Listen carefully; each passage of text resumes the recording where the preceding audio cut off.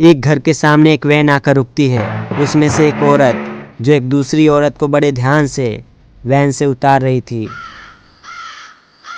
उस औरत ने दूसरी औरत से कहा, आओ भाभी, थोड़ा संभाल कर आना। उस दूसरी औरत के हाथों में एक बच्चा था, जिसे देखने से यह पता चल रहा था कि उसका जन्म कुछ दिन पहले ही हुआ था और वो औरत शायद अपने बच्चे के साथ हॉस्पिटल से अपने घर पहली बार आई थी। घर की दहलीज पर उसकी सास पूजा की थाली लिए खड़ी हुई दिखाई दी, जो मुस्कुराते हुए उसके और उसके बच्चे की ओर देख रही थी।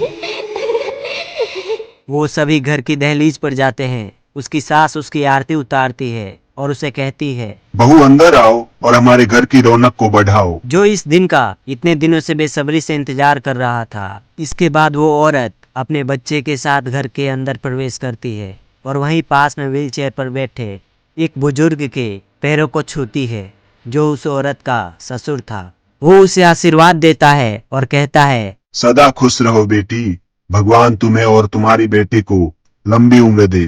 तभी उस औरत का पति गाड़ी को पार्किंग करके वहां आता है और कहता है, माँ पड़ोसियों को मिठाइयाँ बांटनी है तो कौन सी मिठाई लेकर आऊं? ये सुनकर उसकी माँ तो नहीं पर उसकी बहन कहती है, भैया कोई जरूरत नहीं महंगी मिठाई लाने की, पड़ोसी होते ही ये फ्री का खाने वाले, हमारी ही मिठाई खाएंगे और हमारी ही बुराई करेंगे। फिर उसकी माँ भी उसकी बहन की हाँ में हाँ मिलाती है और कहती है, हाँ बेटा रवि, पूनम ठीक ही कह रही है, ज्यादा खर्च करने की कोई जरूरत नहीं।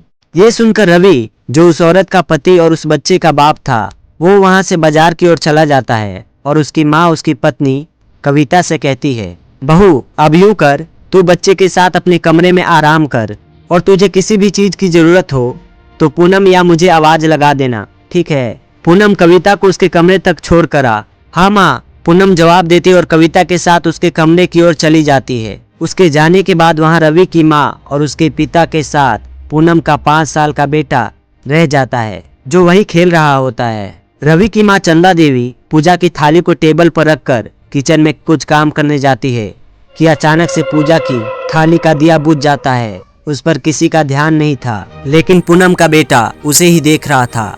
वो उसे देखकर अपने हाथों से ताली बजाता है और हंसते हुए कहता है, दिया बुझ गया, दिया बुझ गया। उसे ऐसा कहते देख वहाँ मौजूद रवि के पिता उस बच्चे से कहता है, अरे चिंटू, हवा चल रही है ना बेटा, तो दिया बुझ गया। अब तू मेरे पास आ, मुझे एक कहानी याद आ गई जो मैं तुझे सुनाना चाहता हूँ, बता सुनेगा? चिंटू जवाब में ना कहकर वहाँ से अपनी माँ के पास भाग जाता है और उसके वहाँ से जाने के बाद उसका नाना हंसते हुए कहता है, बदमाश कहीं का। समय बीतता है और रवि मिठाई के डिब्बे लेकर घर आता है और उसकी माँ और बहन पड़ोसियों को मिठाई के डिब्बे देकर आते हैं। वो दोनों जब घर आती है तो उनके चेहरे पर अजीब सी खुशी होती है, मानो उन्होंने कोई इलेक्शन जीत लिया हो और उनके विरोधी और कोई नहीं बल्कि उनके पड़ोसी हो। वो दोनों अपने घर में लड़का होने से बहुत ज्यादा खुश थी। चंदा देवी पूनम को कहती है, पूनम बेटी, जा अपने लिए और मेरे लिए चाय बना ले, बहुत थक गए आज तो। हाँ माँ, आपने ठीक कहा, मैं अभी बना कर लाती हूँ। अभी अंदर से उसके पिता की आवाज आती है, पूनम बेटा, एक कप मेरे लिए भी। ये सुनकर उसकी माँ चंदा कहती है, हाँ हाँ, कुछ और फरमाइश है तो वो भी बता दो। डॉक्टर ने कितनी बार कहा है कि चाय नहीं पीनी, लेकिन इन्हें तो अपने मन की ही करनी है। मुझे कुछ नहीं होगा। रवि के पिता दलीप सिंह ने जवाब देते हुए कहा। कुछ देर बाद पूनम चाय लेकर आती है और अपनी माँ और अपने पिता को चाय देती है। पूनम चाय को दलीप सिंह के पास रखकर चली जाती है और दलीप उसे उठाकर पीने ही वाला होता है कि उसकी नज़र चाय के रंग पर पड़ती है, जो बिल्कुल खून की तरह लाल थी। उसके हाथ से अचानक चाय का कप जमीन पर गिर जाता है, जिसकी आवाज़ सुनकर उसकी पत्नी और बेटी वहाँ भाग कर आती है और आकर देखती है कि फर्श पर चाय बिखरी पड़ी है। दलीप सहमा हुआ अपने व्हीलचेयर पर बैठा था। तभी चंदा उससे कहती है, क्या हुआ जी, चाय कैसे गिर गई? दलीप जवाब देता है और कहता है, चाय का कप लाल था, मानो कप में चाय नहीं बल्कि किसी का खून हो। पर ये कैसे हो सकता है पिताजी, मैंने तो आपको चाय दी थी। पूनम जवाब देती है, ये आपका कोई वहम होगा।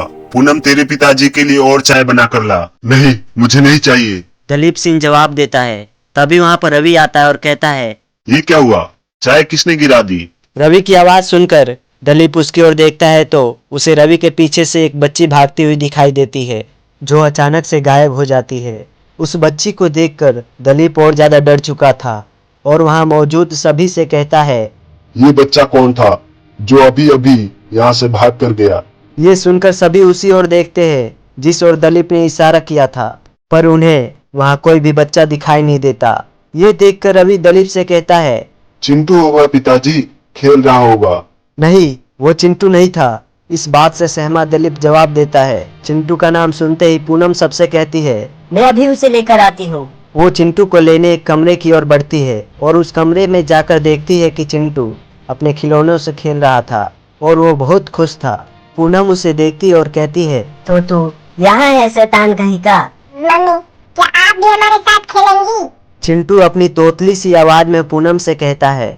ये सुनकर पूनम मुस्कुराते हुए कहती है, हमारे साथ? पर बेटा यहाँ तो तुम अकेले हो। नहीं मम्मी, दीदी है ना, यहाँ मैं उन्हीं के साथ खेल रहा हूँ। दीदी? कौन दीदी? तुम किसकी बात कर रहे हो? पूनम हैरानी भरे स्वर में चिंटू से कहती है, अरे ये दीदी जो मेरे सामने ही बैठी है, आपको दिखाई नहीं दे रही है क्या? ये सुनकर पूनम चिंटू से कहती है, अच्छा, तू इतना बड़ा हो गया कि मुझसे मजाक भी करने लगा। पर कोई बात नहीं बेटा, ऐसे ही खेलते रहो, बाहर मत जाना, ओके? जी मम्मी। चिंटू जवाब देता है। पूनम इस बात को मजाक में लेती और वहाँ से चली जाती है। लेकिन उसके जाने के बाद चिंटू किसी को कहता है, दीदी, आप मम्मी को क्यों नहीं दिखे? लेकिन हैरानी की बात ये थी कि वहाँ कोई था ही नहीं। तो चिंटू बात किससे कर रहा था? लेकिन उस कमरे में लगे आईने में कोई दिखाई दे रहा था जो चिंटू के पास बैठा उसके साथ खेल रहा था। वो एक बच्ची थी जिसकी उम्र भी लगभग चिंटू जितनी ही थी और उसके बाल बिखरे और उलझे थे, मानो वो कई दिनों से नहाई ना हो। कौन थी वो बच्ची? क्या सच में वो चिंटू की बहन थी या कोई बुरी आत्मा? जानने के लिए हमारे चैनल को सब्सक्राइब कर लीजिए और बेल आइकन को प्रेस कर ऑल को सिलेक्ट कीजिए। और आपको यह कहानी अच्छी लगी हो तो वीडियो को लाइक कर एक प्यारा सा छोटा सा कमेंट कर दीजिए।